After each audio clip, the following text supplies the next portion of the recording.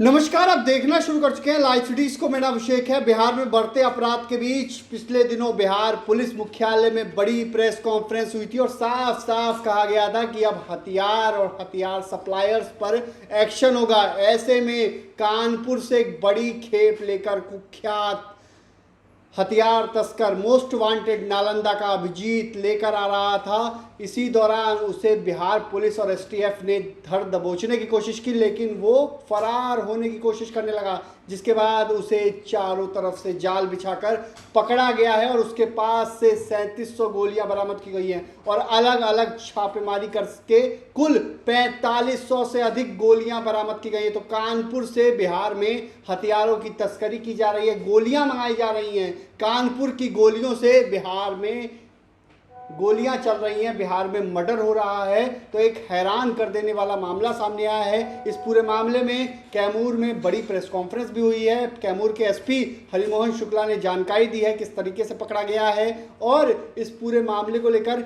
विभिन्न बोर की 8 mm की, 4 mm की, 1.5 mm की कई तरह की गोलियां बरामद की गई हैं। कुल 4500 गोलियां बरामद की गई हैं और एसपी बता रहे हैं किस तरीके से कार्रवाई की गई है, कितने लोगों को गिरफ्तार किया गया है। 22 की रात को हम लोगों को एक एसटीएफ और जिला डीआईओ को एक सूचना मिली थी कि यूपी की तरफ से बड़ी मात्रा में कारतूस का परिवहन हो रहा है।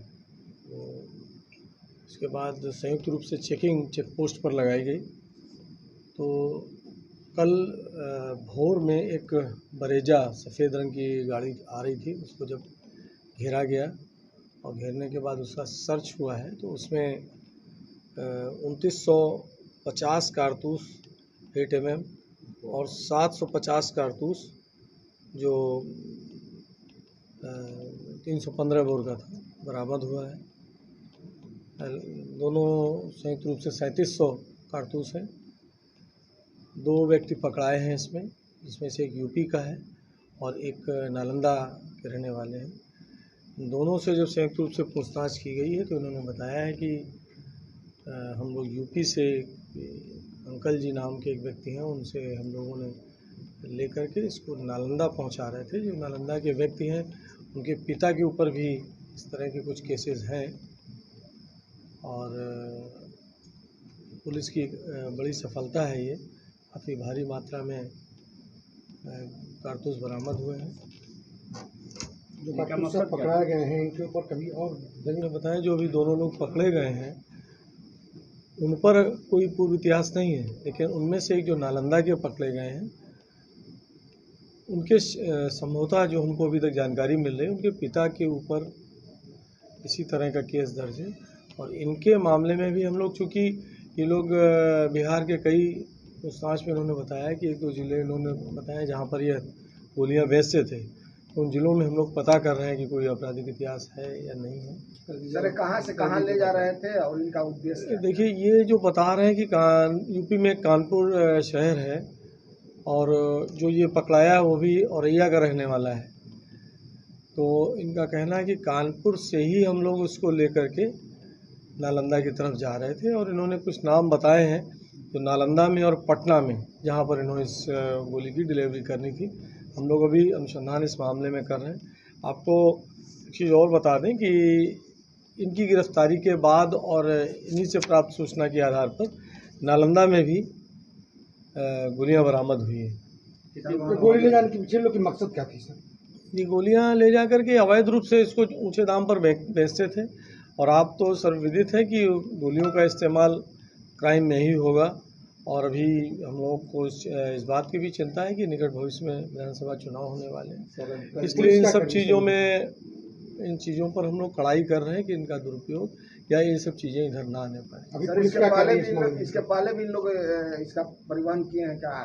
गोली वगैरह इसका तो अभी नहीं, इन लोगों ने कुछ नहीं बताया है। हम लोग भी पूछताछ कर रहे हैं और ज़रूरत पड़ी तो हम लोग पुलिस रिमांड पर इनको लेंगे। सर ये अंकल जी कौन है?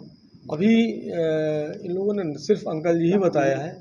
जी कानपुर के हैं, कानपुर के हैं। सर आपको शायद जानकारी हो, इसके पहले भी कानपुर इस मामले में बड़ा बदनाम रहा है। जी हाँ, मैं आम उसके डीलर वही हैं।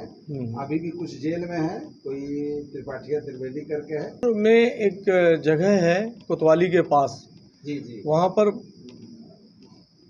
में जहाँ तक लगता है 70-80 दुकानें होंगी। जी जी।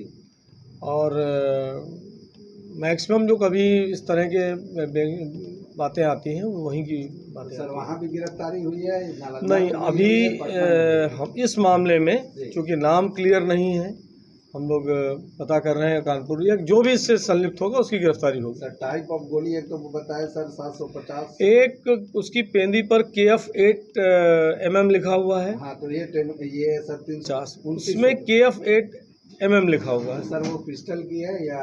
एक तो राइफल की है और एक पिस्टल की है। एग्जैक्ट हम लोगों को पता नहीं, लेकिन शायद वहाँ भी 740 या 745 गोलियाँ, एग्जैक्ट पता नहीं, क्योंकि रात को भी वहाँ रेड हो रही थी। रात की वहाँ से भी गिरफ्तारी है सर?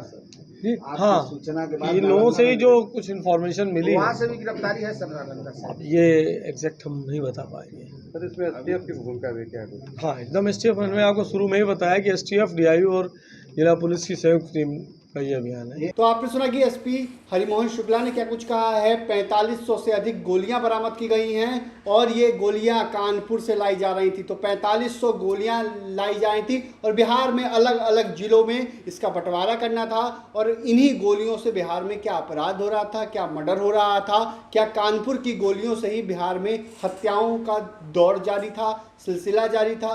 अब देखना होगा। अभिजीत की गिरफ्तारी हुई है, ये अंतर्राज्यीय सप्लायर है, हथियारों का सप्लायर है, गोलियों का सप्लायर है। इसकी गिरफ्तारी होना बिहार पुलिस के लिए बड़ी उपलब्धि है। तो बने रहिए लाइव सिटीज के साथ। हमारे YouTube चैनल को सब्सक्राइब करिए, धन्यवाद।